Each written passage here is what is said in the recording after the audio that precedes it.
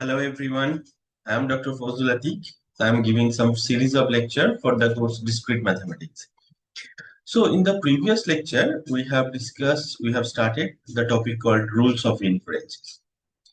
And then we have done a couple of small rules of inferences, and then with the help of all of them, we could able to tell that okay, some argument or argument forms are valid or not, right? So in today's class, we'll discuss about the rules of inference for quantified statement. Now, what is that? Now, rules of inference for quantified statement is like somewhat it is given as, maybe I'll do it here. Okay, I'll do it here.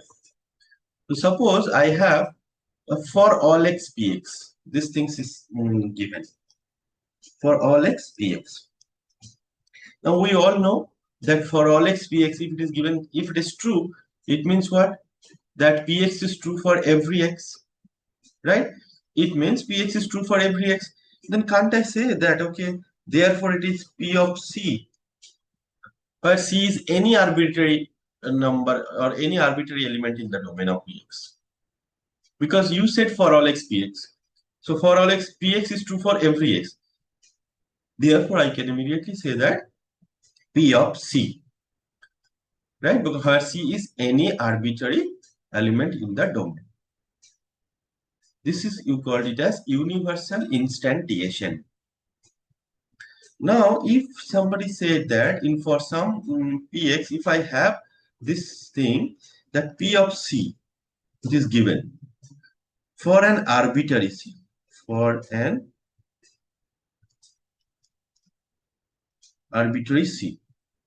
If you have such thing, that p of c for arbitrary c, what does it mean? It means that pc is true for any arbitrary c. That means you can take any t, any c in the domain.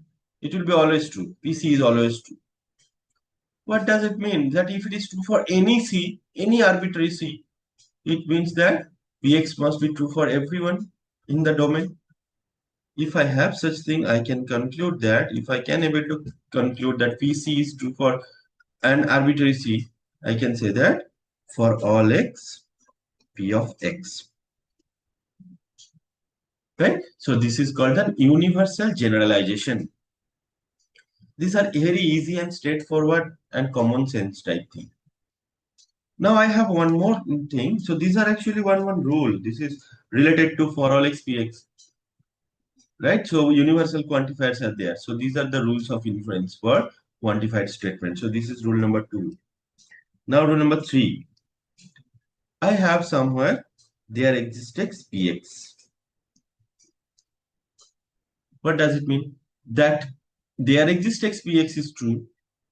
That means there must exist some particular x, right, in the domain, at least some one x in the domain. Let that domain is C. So if I have there exists x px, I can say that p of C for some particular element C. For some element C. So this C is some particular element C, whereas the previous one was for any arbitrary C. Here there exists x px is said that okay, this is true. That means there must exist some particular element C. So I can say this will be the conclusion. Now if I have one more thing, which is if I have that pc is there for some C, for some particular C, for some element C. If I have such thing, I can make that okay, a general comment that okay, there exists x px, because I know that for C, pc is true. So I can make this comment that okay, there exists x px. This is called existential generalization. Whereas this one we called it as existential instantiation. Correct? So these are the 4 rules for rules of inference for quantified statement. Yes, this is what we discussed. This is the first rule for all x px. Therefore, you can see that pc is true for any arbitrary c. So this is called universal instantiation. The next one is pc for an arbitrary c. It is pc is true for any c. You can say that, okay, for all x, px must true. So you call it as universal generalization. Then you are saying there exists x, px. Then pc is true for some particular element c. So pc for some element c. And you say that pc for some element c, you can generalize it as that there exists x, px without involving this name c. Right? So these are the some rules of inference related to quantified statement. Now look at a first example, which is very easy as well. What is the problem? So that the premises, everyone in this discrete maths class has taken a course in computer science. And Marla is a student in this class. These two are the premises given. And these two imply that Marla has taken a course in computer science. So you have to prove that Marla has taken a course in computer science. This is the conclusion. So always your job is to make these English sentences with some variable, right? So suppose you define dx by x is in this discrete maths class and cx by x has taken a course in computer science. So if you have such thing, then what will happen? What is the things are given? Everyone in this discrete mathematics class has taken a course in computer science. How do you represent? So everyone who has taken a course in discrete math must have taken a course in computer science. So everyone, if dx, then it will imply c of x. So the first premises is for all x, everyone in this discrete math class. So if he or she is in the discrete math class, so if dx, then it will imply he or she has taken a course in computer science. So this is the first premises given. And what is the number two? Premises number two. Marla is a student in this class. What does it mean? Marla is a student in this class means Marla is a student in this discrete math class. That means it is given as d of Marla. Instead of x, we have a particular element in the domain which is Marla. So it is given as d of Marla. This is the another premises. So these two are given. What you have to prove that conclusion?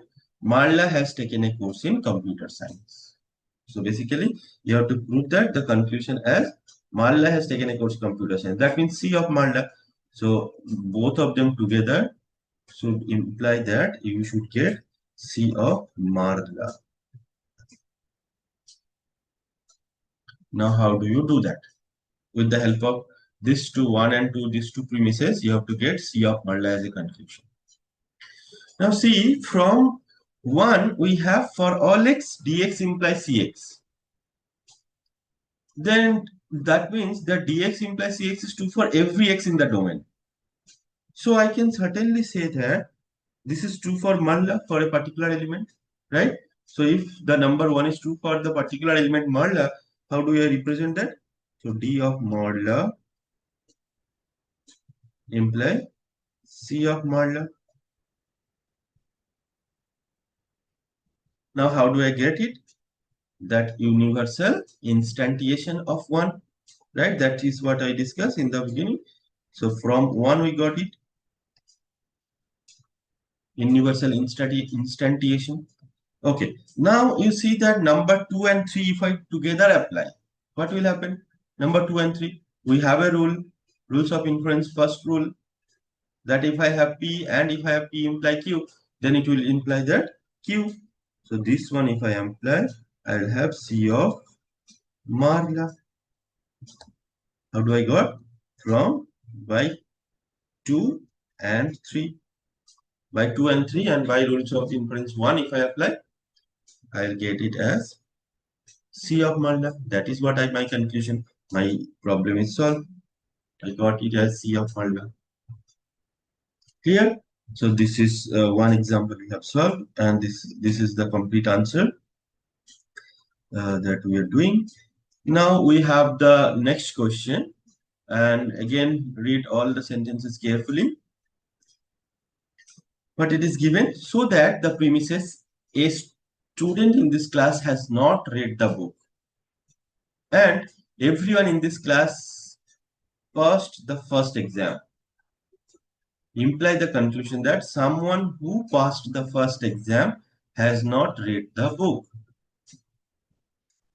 So how do you represent? Your first job is to represent each of the English sentences by some propositional function. So this job is done here. So you represent Cx by X is in this class. You represent Bx by X has read the book. Then Px by X passed the first exam. Then with the help of this propositional function, what are the things are given that representation you do? A student in this class has not read the book. What does it mean? So there is a student who is a student in this class and has not read the book, right? So the first sentence I can represent it by number 1 as there exists X, then Cx, and Cx means X is in this class and has not read the book.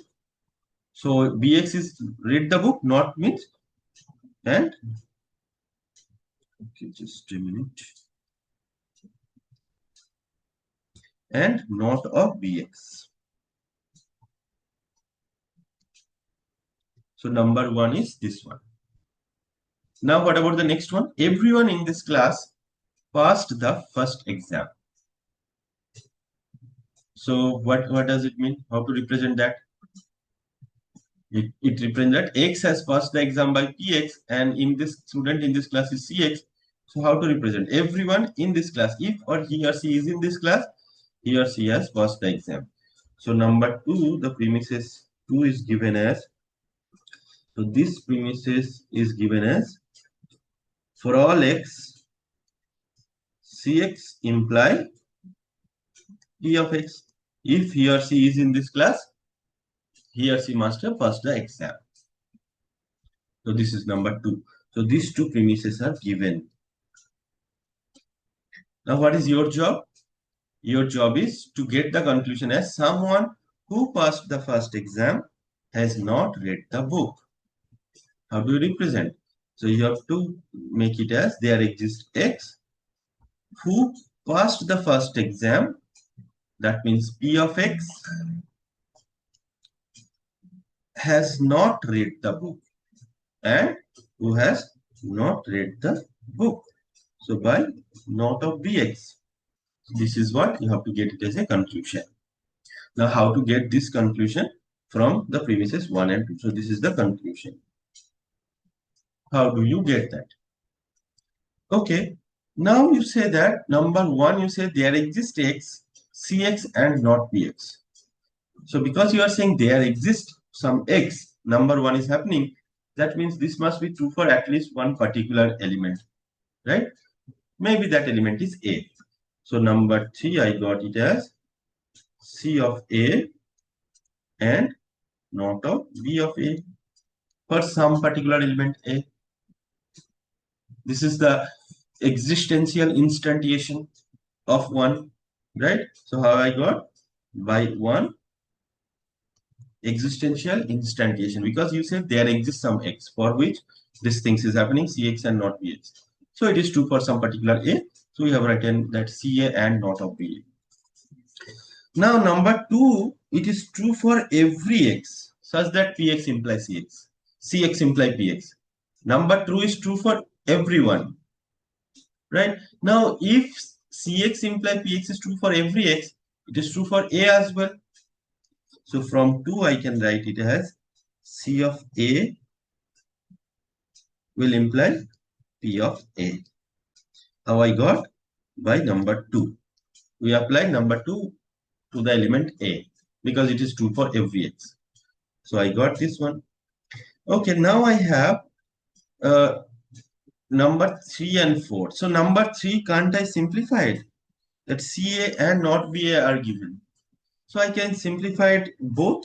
So I can say C of A. Number 6, I can get not of Ba. How do I got both of them? Because by the simplification of 3. So this is again another rules of inference. So by 3, this one is also by 3. Now you see that number 4 and 5, if I apply together, what I will get?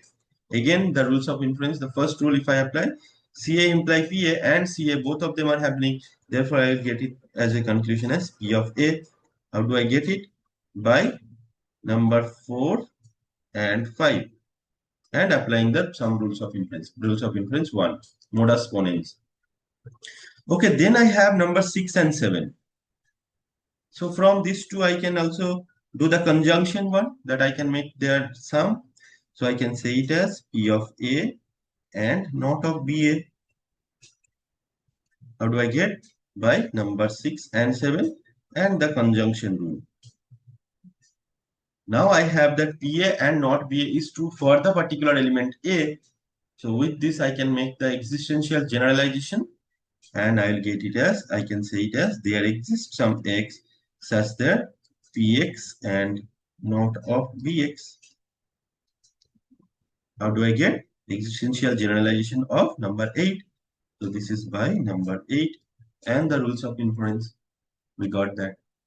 So we got this conclusion. We are done.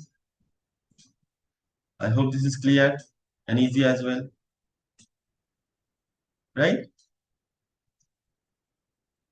Okay. And then I have a example, this one. Okay, then let us have some do some practice of some validity check with some argument. Now this one you take it as homework. This is very easy and straightforward, right? This one you take it as homework. Let us do this one. So establish the validity of the following argument form using the rules of inference. How do you do all this thing? That means the first 4 together imply the conclusion as P. How to do that? Or you take this as an homework, like this one. Once you will practice, then only you will get you will learn this, right? So all the rules, basic rules, you should know, you should understand, and you should remember as well. And then you practice this kind of problem, like 2 3, you will certainly get the answer. Maybe I can show you the glimpse of the solution. Yeah, so then 1 2 3 4, these 4 are given. Then you have to extract P from them. So this is the first part of the solution, and this is the rest of the part. So this is how you can do that, right? So I don't want to increase the video size, and all these things I have taken from the book, that Kenneth H. Rosen, Discrete Mathematics and its Application. I hope these videos are helpful for you. I hope you are using this. You may also write the feedback in the comment box. Thank you very much. We'll come up with a new video in the next lecture. Thank you. Bye-bye.